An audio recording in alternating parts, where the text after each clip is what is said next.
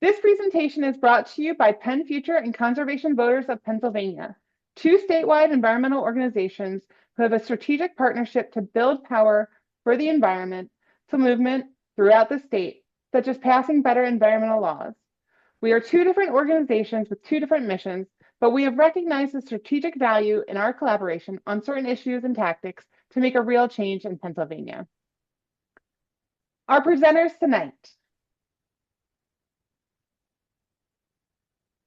We have myself, Abby Jones, Vice President of Legal Advocacy for PennFuture, Bridget Meyer, Staff Attorney, PennFuture, Natalie Davidson, Allegheny County Civic Engagement Coordinator for PennFuture and CVPA, and Katie Bloom, Director of Governmental Affairs for CVPA. Our plan for tonight. We'll review some common terms and languages around data centers. We'll talk about what to do before a data center is proposed in your community. We'll introduce you to PennFuture's model ordinance and how you can pass it in your municipality. We'll talk about what to do once a data center might be proposed and what you can do to act now at the state level. We'll end tonight's presentation with a Q&A. Reminder to use the Q&A feature as questions come up throughout our presentation. Now let's get into it. First up, we have Bridget, who will explain all about data centers, local zoning, and our model ordinance. Take it away, Bridget. Okay, first I have to figure out how to unmute myself. I think I've done that. Okay, hi everyone. My name is Bridget Meyer, and we're going to start off by very simply talking about what is a data center. I imagine that many of you have heard of this and have some idea of what it is, or else you wouldn't be here. But just so we all know what we're talking about, a data center is a building or buildings that house the computing infrastructure that IT systems require to store digital data and perform computing tasks. And in case that is still a little bit complicated, we're going to walk through this in a little bit more detail. If I can make my slide progress. There we go. So let's go back to the early days of computing in, say, the 1990s.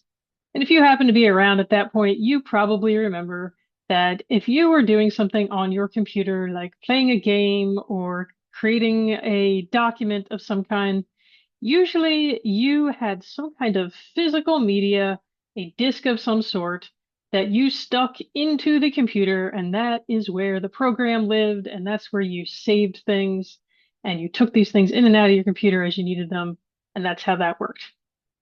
Well, 30 years then passed, and here we are today in a different world where many of the things that used to happen on this kind of physical storage media that we had in our houses, that is all happening on something called the cloud. So when you are, say, watching a video or writing a Word document or uploading your pictures of your cats, all the thousands of pictures of cat you have, they don't really live so much on your computer or on the disk anymore. They are all here somewhere called the cloud.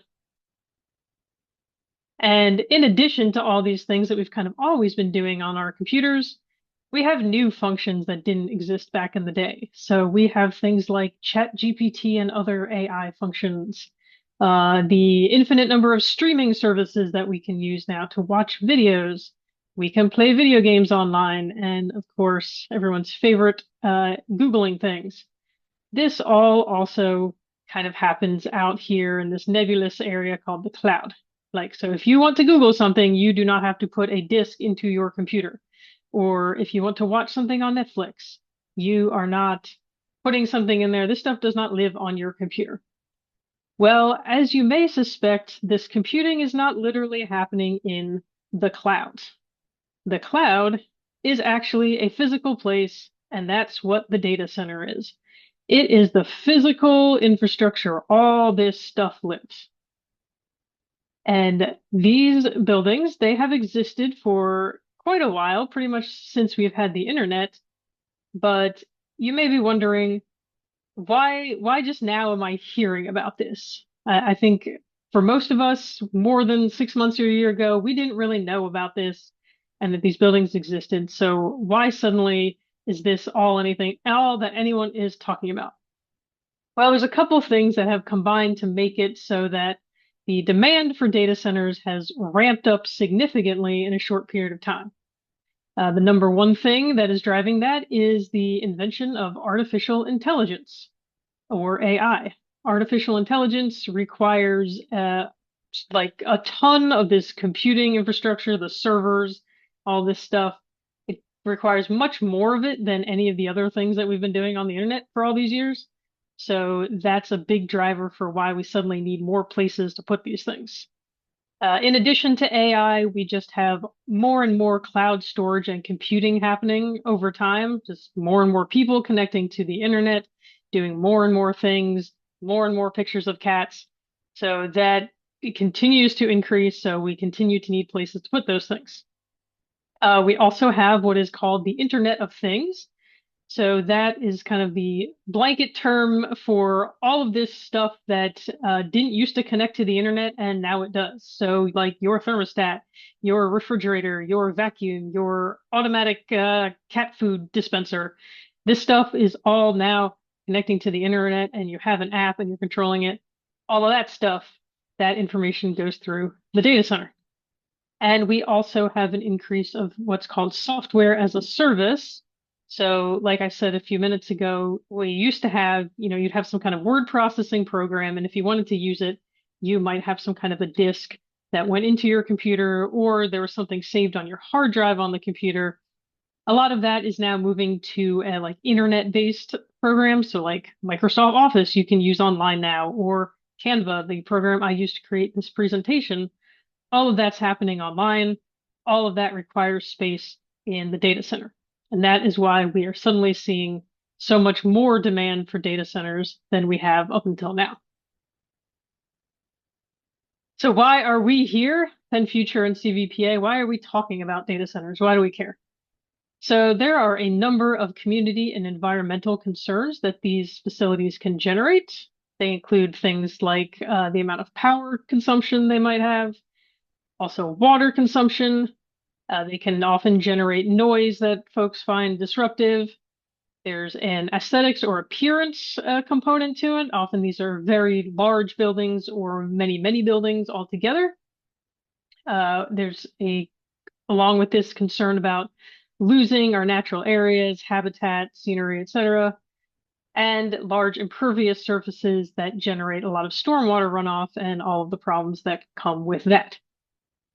So talking in detail about all of these concerns is beyond the scope of this particular presentation, but don't worry, we have already covered a lot of this in earlier presentations, which you can find on our YouTube channel. Go to YouTube and enter in PennFuture Media. You will find a whole series of videos that we've already created about things like the power consumption for data centers, water, economic impacts, etc. So in your free time after this presentation, go check all that out. Today, we are going to talk more about how these concerns get addressed.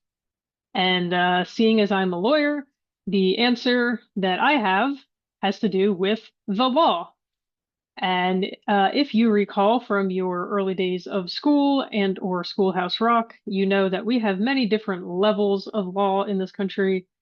We have federal laws that govern across the country. We have state laws in Pennsylvania only.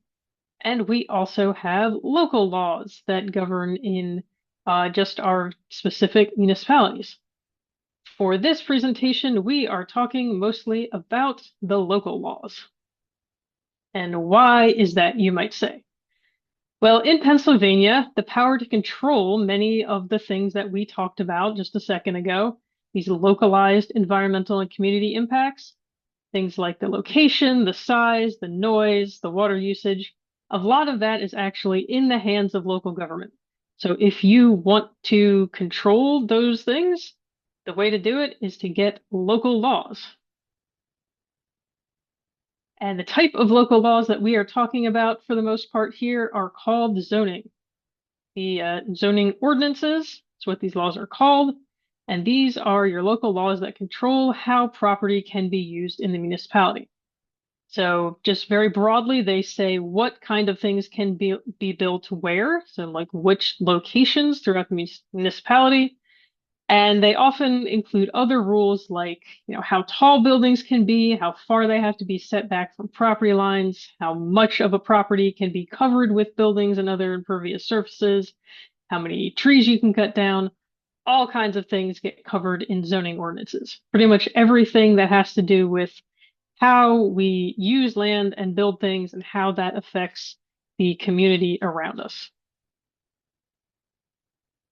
And it is important to understand about these zoning laws because these are the rules, essentially, that everyone has to follow when it comes to deciding what gets built and where and under what conditions. And this includes not only the people who are doing the building, but this includes the people who are making the decisions about whether or not a project gets approved. And I want to stop here and talk a little bit about exactly what we're talking about here and how this is there's a kind of a misconception or a myth, and then the reality of how this works. So, a kind of widespread misconception or myth about how local land use decision making works is that what gets built in our community depends on whether a majority of the community members or the elected officials approve of it. So, the idea here would be that somebody comes and proposes a project. Say, I own land and I want to build a data center or a distribution center or an apartment complex or anything like that. And I come to the municipality, I say, here are my plans, here's what I want to do. I'm going to present them to you, the government, and the people, and we're all going to get in a room and we're going to decide if people like it or not. That is actually not how this works. The way this actually works is that the decisions that these local decision makers are making, they're controlled by the zoning ordinance and other laws that are in place when an application for development is filed.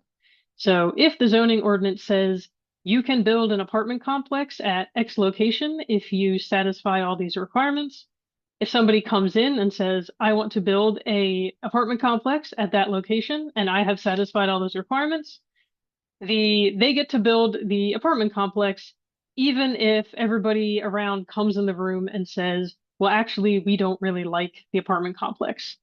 And if you think about it, this makes the whole process fair for everybody because everybody knows the rules ahead of time and what is and isn't allowed, and it doesn't turn these things into kind of a popularity contest that, if you think about it, it can go badly for any number of reasons because suddenly the public might choose to dislike something for reasons that aren't really fair. So this is why we have laws, and this is why they control these decisions. So what this means is that good rules are essential to a good outcome. When there are bad rules or no rules at all, the decision makers don't really have any leverage to demand the good outcome. If there's no rule that says you can't put a data center here or the data center can only be 40 feet high, they can't come in after the fact and start trying to impose those rules. It doesn't really work that way. So we know we need good rules, we need good zoning ordinances. So where do we get those? Well, the governing body, this is a group of people that is more or less in charge of your municipality. They are the ones who ultimately pass zoning ordinances. So depending on where you live, what kind of municipality you are in, this might be called your city council, borough council, board of supervisors, or board of commissioners. And this is a group of people. I think you can have between 3 and maybe 9 is the most you can have. That they're elected. They have a lot of responsibilities, sort of the general governance of the municipality. But most importantly, for what we're talking about tonight, they are the ones who have the job of passing local laws. But they don't go at it alone. There are other groups of people that may or may not be involved with this process, such as your planning commission or environmental advisory council. These are different groups of people that you have in your municipality. They're not elected, they're appointed by the governing body, and their job is to give the governing body advice on planning and land use and environmental issues. They don't have any power to actually pass ordinances or approve any kind of applications or really make final decisions on anything, but they can make recommendations. And they're important to the process of getting ordinances because often these are the folks that are kind of the first stop when it comes to drafting ordinances. Often the governing body will turn to the Planning Commission or Environmental Advisory Council and say, hey, I think we need something to address data centers or, whatever other type of thing they might think needs to be addressed. Can you guys work on drafting an ordinance and then bring it to us, and then we will think about adopting it? Their next question might be, so where do those people get ordinances? Do they have to write them from scratch? Well, no, they don't. There is a such thing called a model ordinance. And a model ordinance is a template or an example of an ordinance that kind of gives the governing body or the planning commission or advisory council that it gives them a starting point to work from as they draft their own ordinances. So they're basically suggested language that municipalities can adopt in their own ordinances. And they can come from any number of places. They can be created by government entities, like a lot of times a county planning commission will create model ordinances for its municipalities. We'll see them coming from educational institutions like Penn State and Penn State Extension often come out with model ordinances, or organizations like PennFuture, which brings us to PennFuture's Model Data Center Ordinance. Why we are all here tonight. So what is PennFuture's Model Data Center Ordinance? Well, like I just said, it is suggested language that can help municipalities build their own zoning ordinance to control data center development and address the environmental and community concerns related to this kind of development. And our model ordinance, here we go, this is the sales pitch. We include suggested language on things like how to define a data center and other related terms. So when someone comes to town and says, I want to build a thing, we know, well, is it a data center or is it something else? We also talk about how to address things like building height and setbacks. Like, what are the dimensional requirements that make sense for a data center, and what kind of things do you have to consider when you are permitting them? We have regulations about noise and vibration. How do you control the noise that might come from a data center? What about water usage? You may have heard that there's a possibility that these uses can use a ton of water. What can municipalities do to make sure that this is not so much that it's going to have harmful impacts on everybody around them? We talk about things like landscape buffers and equipment screening. So if there are aesthetic concerns, how do they get addressed? And also the type of approval process that a data center might have to go through.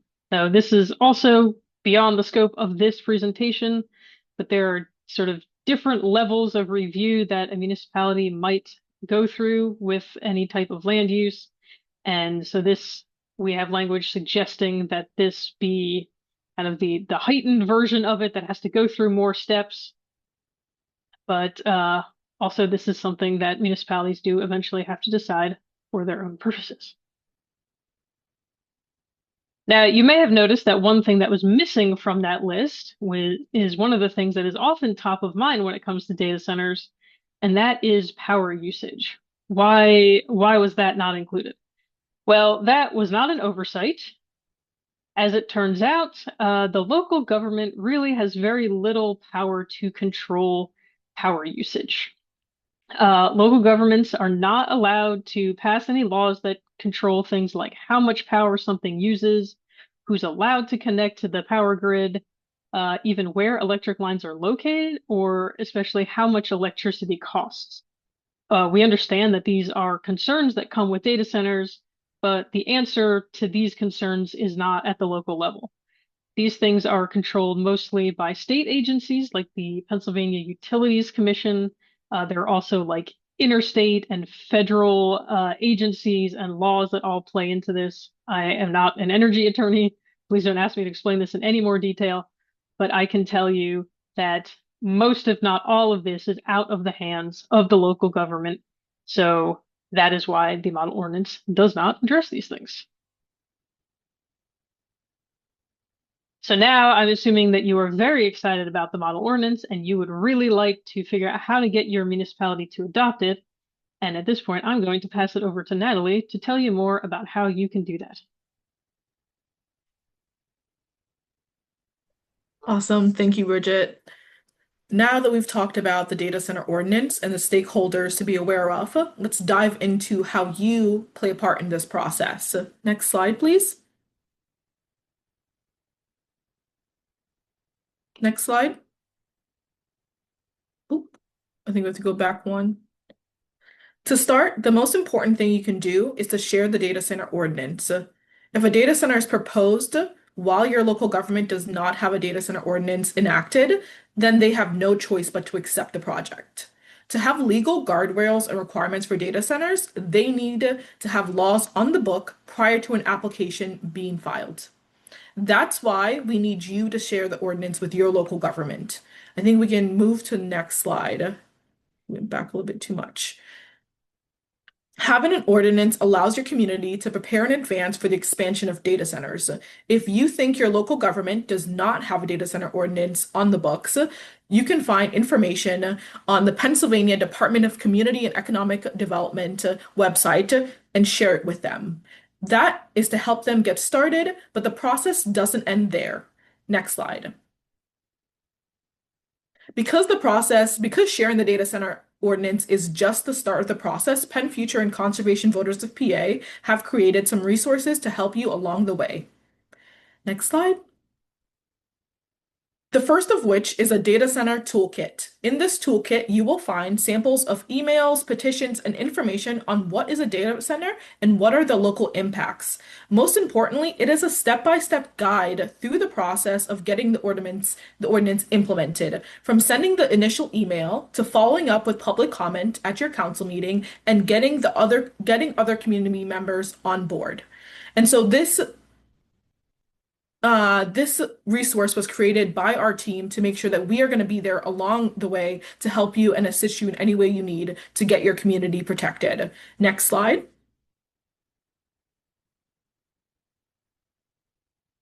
Next, on our YouTube channel, we have also created a series that answers a lot of important questions about what are the local impacts of data centers and information about how this process is taking place across the state. Next slide. Finally, to ensure that you have access and can share all the resources, we have created a Google Drive that includes all these resources with samples, videos, letters, petitions, everything you need to make your way through the process. In this folder, you can find videos breaking down data center impacts, whether it's water uses, air pollution, or energy demand. Alongside that, you will find sample emails that you can send that break down what is the ordinance, what is included, and why it's important to your community to get this passed. Next slide. And I think we are going to pass it over to Katie now to talk about, no, we're passing back to Bridget to talk Nope, more my about turn again. Yes. Yes, we're going to talk briefly about what you should do if a data center has already been proposed in your community. So as we've talked about up until now, the best way to deal with this kind of development is to get out ahead of it, make sure you have good rules on the books. So then if somebody shows up, they have to follow the rules and things are great. However, many of us might be kind of past that point and we already have a proposal and we don't really have great rules. So now what do we do? Well, when projects are proposed, the local government usually has to review and approve it at several points. These decisions happen at public meetings where members of the public can participate and voice their opinions. So while this may not be the best way to get everything you want, this doesn't mean that you are completely without the ability to participate or change the outcome if you're at this stage. There are, in fact, many different types of decisions that might be happening at your local level. You might have heard words and phrases like substantive validity challenge or curative amendment. You might have heard about a conditional use hearing or a special exception, land development, and a variance. These are just some, believe it or not, of the different types of decisions and processes that you might see involving land use at the local level. Going into great detail about all of these things is also beyond the scope of this presentation, but have no fear, we got you covered. We have already created a resource called Public Participation, Public Power, and it is a guide to local land use decision making kind of in the general sense. So this is not specific to data centers. This is a guide that explains all the different types of decisions that get made locally when it comes to land use, who makes those decisions, how they get made. So like what is the standard for whether something gets approved or not, and how you can go about participating. So you can find that on our website and in some of the resources that Natalie just shared. And if I remember correctly, we may also have some videos about that on the YouTube channel. So while you're watching the data center videos, you can check those out too. For now, we can just very briefly go over how to go about making a public comment at any one of these meetings or hearings and how to make that effective. So the first thing is to make sure that the comments you're making are relevant to the decision that's being made. This is where the guidebook comes in handy because it will explain what kind of decision is being made at each of these different types of proceedings. So what it is that you want to talk about when you are at a land development hearing might be different than what you want to talk about if someone is asking for a variance. So the guidebook will be your friend when you are trying to decide where to focus your comments. Comments in general should be short and to the point. Municipalities very often impose a time limit on public comments. I think 3 minutes is a very common limit, which, 3 minutes is longer than you might think it is when you're talking, but it is a limit. So it always helps to think your comment out ahead of time, write it down, and even rehearse it to help you stay on track so you can remember what you want to say and make sure that you get your important points done before you're told that you have to sit down because you're out of time. You should avoid saying the same things that other people have already said. It's always helpful if you agree with comments that have been made, you can always say, I agree with so-and-so, but you don't need to reiterate the same comment at great length. Try to add something to the conversation, make a new contribution. Always try to make an ask. So even though you think it might be obvious from the content or nature of your comments that what you want the decision-making body to do, it always helps to make that very clear, such as, I would like you to deny this application, or I think it's important that you place the following condition on approval if you do approve this. Know that you may ask a question, but the decision-making body does not actually have a legal obligation to answer questions. This is a very frustrating part about public comments. I know a lot of people would really like to have a conversation with public officials by going back and forth and, I have a question and you need to answer it. And a lot of times your public officials will engage in that kind of conversation, but sometimes they won't, and they actually are not forced to by the law. So if they choose to simply receive comment without engaging in a back and forth, that is their decision, and you can't really force them to do otherwise. You should do your best to remain polite. Yelling, insulting the decision makers, hurling personal attacks, accusing people of taking bribes or being in the pocket of big data center or something.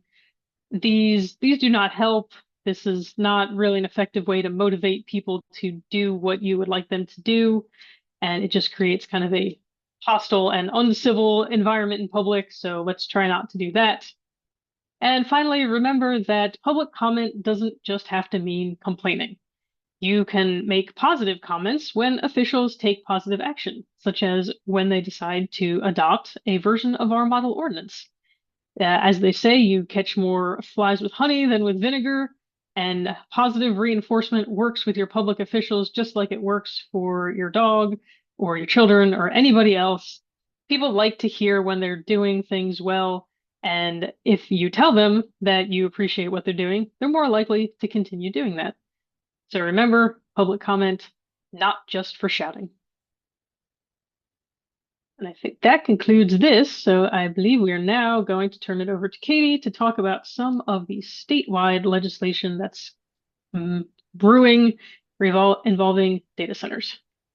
Yeah. Thank you so much, Bridget. As a local elected official myself, I like compliments too. So Bridget's spot on there. Just to Yeah, kind of same. pivot. Yeah, Bridget too. And what if your municipality is amazing and they already passed a really positive, environmentally friendly data center ordinance? We have stuff and ways for you to get involved in terms of this entire conversation around data centers at the state level as well. So the first two things that I want to talk about are two bills that passed out of committee just this week on Monday. And it's HB 2150 and HB 2151. We know that big tech companies are coming in and proposing these big facilities.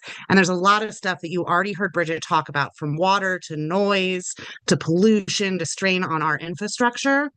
But 2150 will require large data centers to report annually on all of the electricity that they use, total water use, and efficiency measures that they are taking. And what that does and what that transparency helps with is it helps residents and elected officials understand what the real local impacts are. It helps lawmakers have that data at the state level. It encourages efficiency in these centers, and this will exclude sort of those small telecom operations that don't use as much energy and things like that. Also, then we go to 2151, and that bill is about a model ordinance. And this is just adding another level and another layer to tools that we can provide local municipalities. This bill is asking the state Department of Community Economic Development, their local government services office, to also work on a model ordinance for zoning. Not everybody goes to our websites, so let's add another place where this tool might be able to have some use. We were able to get this bill amended in committee. It's great. We added a nice layer of public participation to it. It's not going to be a mandate. It's not forcing anybody to change their zoning laws, and it's just technical assistance, which is the job of the Office of Local Government Services. And it's really just more sample language to provide local tools. So those are two things that we're excited about. But then there's another thing that is also related to data centers, but is focused on warehouses. We see all of these big buildings going up everywhere. We're also talking about a bill. It is HB 1260. And what this is it's going to help to get solar on warehouse roofs. There's a lot of activity in New Jersey already around these things. And this bill is going to do two very easy things: establish new standards for the construction of warehouses and provide incentives for existing warehouses to facilitate solar installation. It's going to require, it could require, I should say, that at least 40% of a roof could have space suitable for solar. It could allow local tax authorities to offer exemptions. That's going to be up to those local municipalities to help encourage that.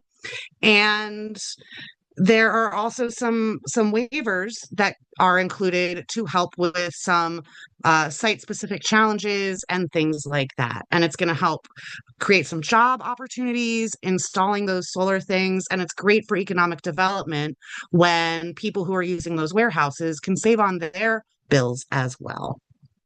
The last thing I want to talk about, and this is huge, and both PennFuture and CVPA are really excited about this because we know that data centers are also putting a strain on our grid right now. We might not have a lot in Pennsylvania. There's a lot of stuff you've heard about zoning, and these companies are getting out there, but places like Virginia that are part of our grid, where we get our electricity shared between the states, they already have data centers. They've been building data centers, and that is also increasing our rates. So PennFuture and CVPA have created an energy affordability agenda, and you can find that on our websites as well. And I'm sure our team's going to drop the link in. But we know that we have an over reliance on fossil fuels. That's not helping electric prices. We know that there has been a real failure to prepare for the retirement of coal plants, despite years of notice. We have a powerful fossil fuel industry, and we have a grid operator, PJM, um, that just has prioritized costly fossil fuel projects. So this is all coming together and this is all hitting at once. So we have a series of proposals. Some of them are already pieces of legislation introduced. And we have three different categories: immediate solutions, short-term solutions, and long-term solutions. And immediately, we would love to see the state implement a moratorium on summer utility shutoffs as well. We already have one for the winter, but when people need to stay cool, when it's 95 degrees outside, that's a real health hazard. Another thing that we want to do is work to reform the Department of Community and Economic Development's energy program to actually align with a transition for diversified and a balanced and sustainable energy economy. And I think PennFuture has a great report out about some of that work as well. And then some of the short-term solutions. We really need to have sort of a market rebalancing.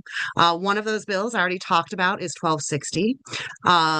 We also talked about one requiring those large load users to publicly report what they're doing. We want to do things to ensure that the Public Utility Commission is very transparent and it is working towards a balanced portfolio. We want to also incentivize upgrades for efficiency. We also want to see things, large load users like data centers, require some load management or battery support, especially during peak demand.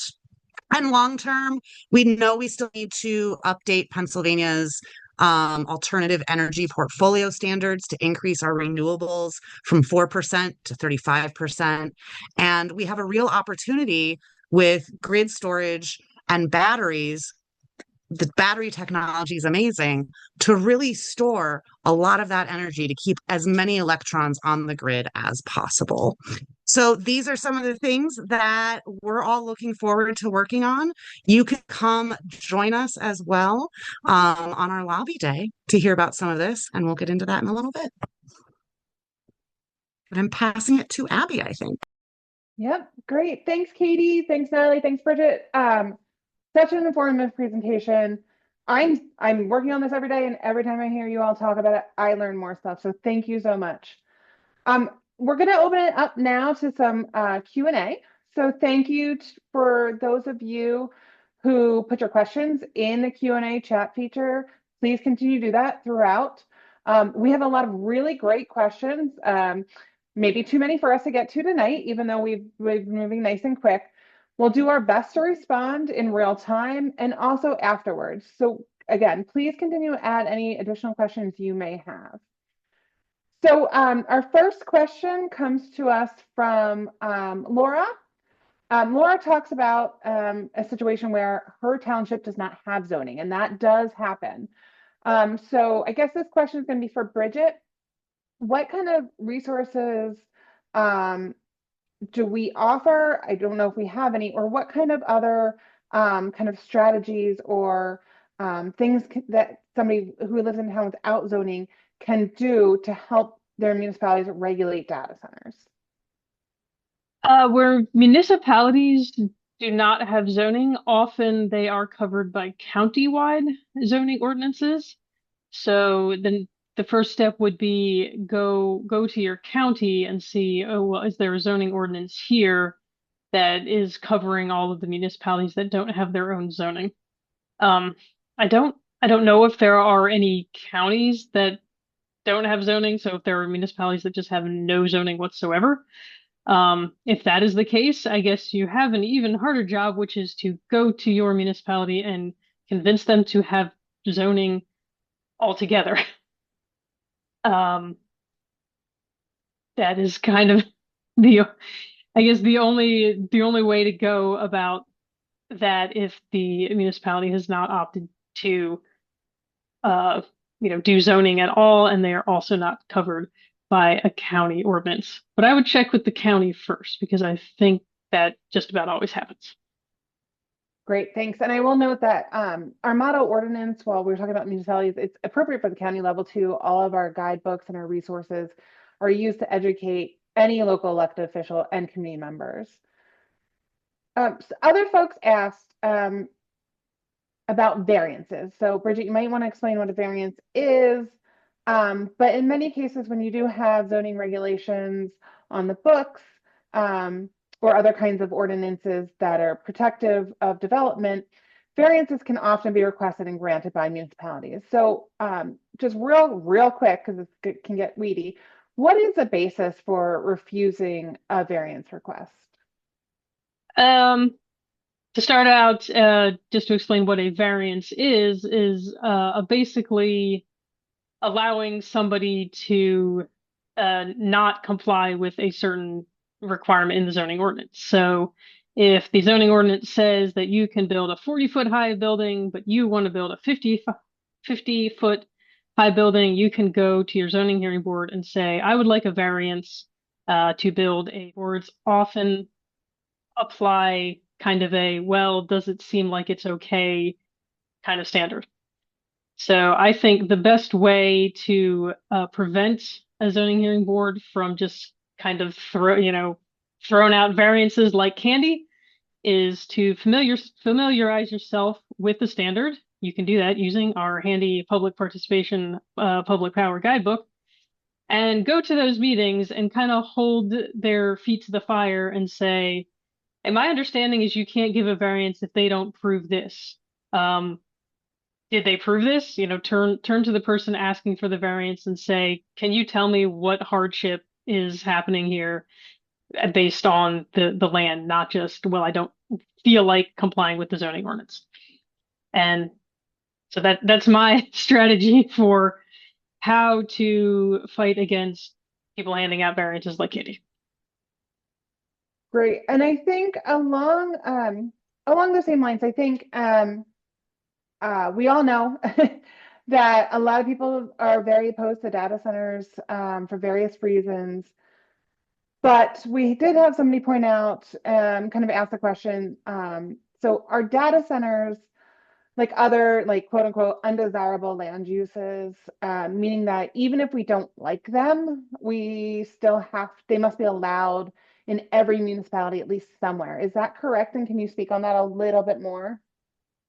Yes, this is kind of a fun, relatively unique wrinkle of Pennsylvania law specifically, the way that our Supreme Court has interpreted the right of like property ownership in our Constitution. They have interpreted this to say that every municipality, with some exceptions that we're not going to go into, has to provide, at least on paper, for every legitimate land use that there is. So this doesn't mean that every municipality has to have a data center or a landfill or a warehouse or anything like that. But the rules that they create, the laws on the books, have to make it possible to create or build every kind of use that there is. If they don't do that, they can be subject to a legal challenge. And if they lose that legal challenge, things get ugly because then the person who wants to build the thing essentially gets to build it wherever they want. And that is a big reason why we are encouraging municipalities to get books or get laws on the books as quick as possible to address data centers, because if you do not have something that talks about where you can put a data center, that doesn't mean the data center can't come there. It means that the data center can come there and that there are no rules. We don't want that.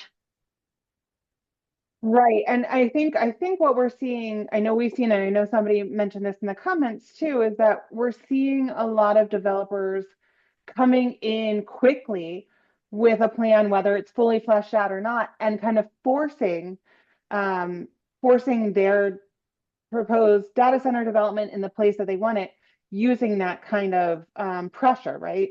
That substan Yeah, right. And so this that's is yeah why, God, the legal challenge is called either a substantive validity challenge or a curative amendment challenge.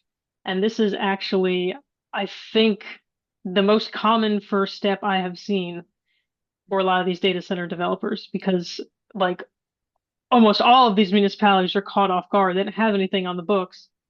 And data center developers came in and they said, I want to build a data center here. You have nothing on the books. So I'm challenging your ordinance. It's invalid. And if I win, I get to put it here in this residential zone or this conservation zone or wherever I feel like putting it.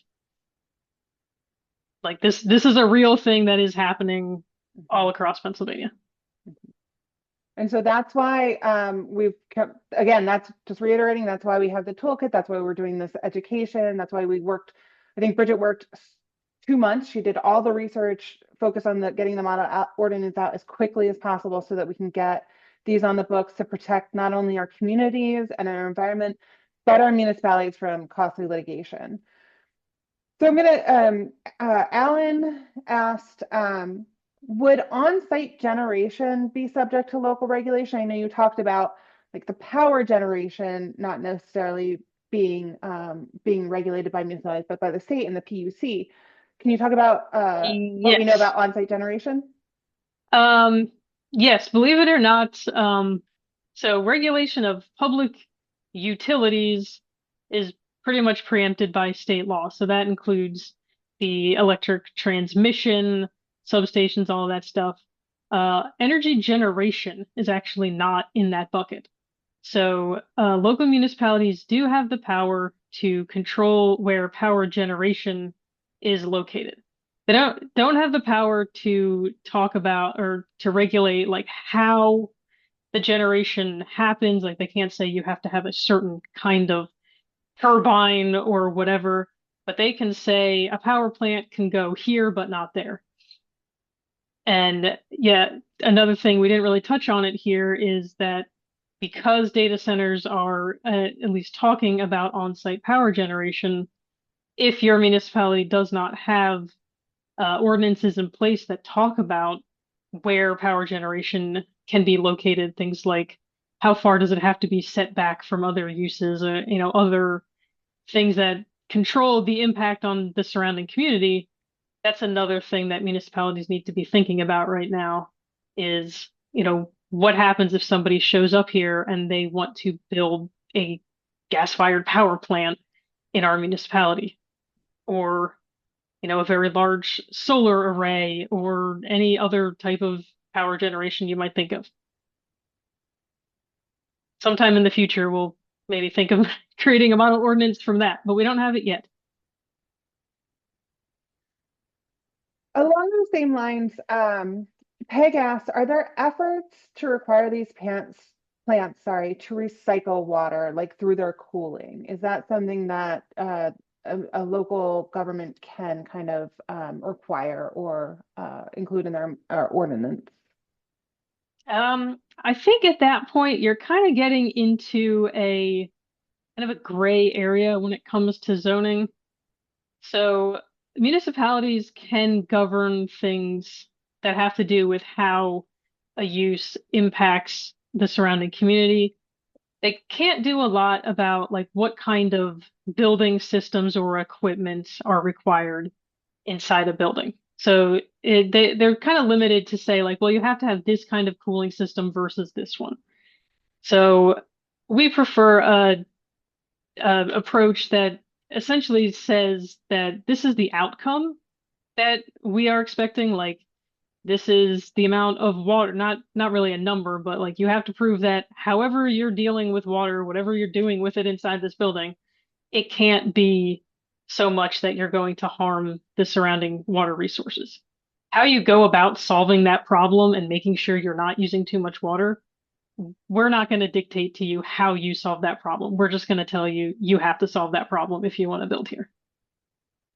And along those same lines, I know Katie asked, not our Katie, a different one. Like are we allowed to include requirements or ask for solar power on data centers in the ordinance? Um, I think that is kind of beyond what a municipality can dictate. I don't believe that a municipality can dictate the type of power that somebody is using. What they can do is say, if you are building this kind of power, here is their requirements that apply to it. And you could pass ordinances that sort of incentivize building one kind of power over another. Like you could make it easier to use solar, or you could say, oh, here's a certain incentive if you are using solar over gas. I don't think municipalities can go so far as to say you are not allowed to build this if you are not using a certain power source. Okay. Katie, I think we have a few questions for you, but Mhm. the first one is from Mary. What are the chances of the three bills that you mentioned Mhm. making its way through the Pennsylvania Senate? Things have been hard for folks, if you haven't noticed, to get things through because of our divided legislature. However, every poll that we have seen out there right now, we know that communities across the state, no matter their political affiliation or who their senator or representative is in Harrisburg, are really, really concerned about data centers. And a lot of folks who may not normally be on the side of the environment are actually now starting to look at what can we do. There are some proposals out there. They're not the most environmentally friendly from people who are usually opponents of ours, but that doesn't mean we can't work with them to make it better because folks like you all have been making your voices heard already.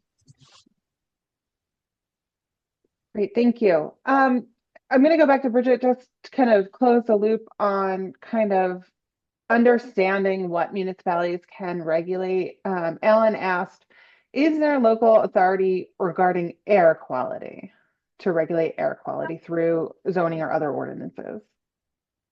Yes, the municipalities do have the power to regulate air quality. We ultimately did not put anything about that into the model ordinance because I I guess I personally have a bit of a question about the capacity for most of our municipalities to handle that kind of regulation. So whenever you're talking about a local regulation, something you have to think about is this enforceable given like the time, the skill level, and like the number of people that you have in your municipality who are actually going to end up with the job of enforcing this.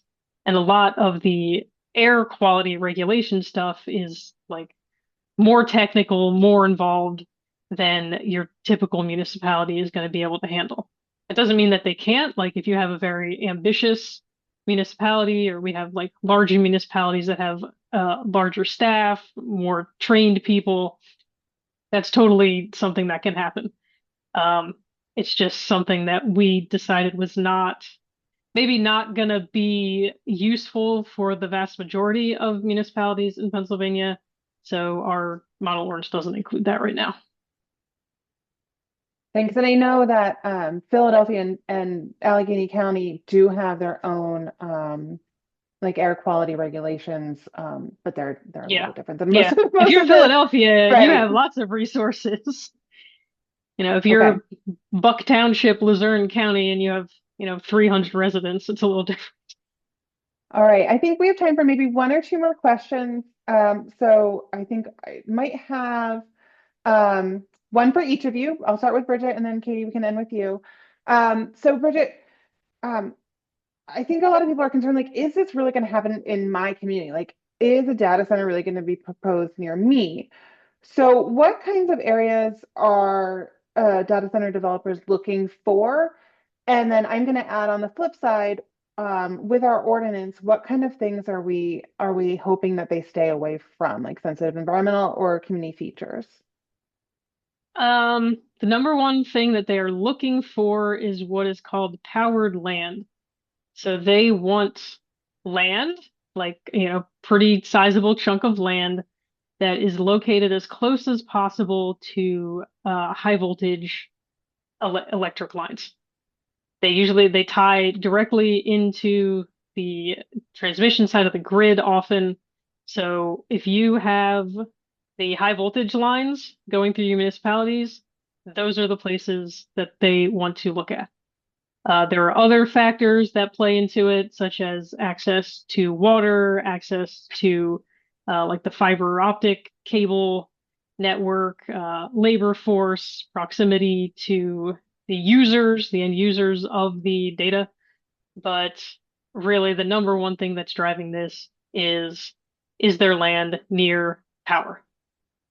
Um, Things that we want them to stay away from would be the same sensitive environmental features that we would really prefer all types of large scale development stay away from. So, wetlands, streams, steep slopes, and what else we got? Like, sensitive habitat areas, old growth forests, that kind of thing.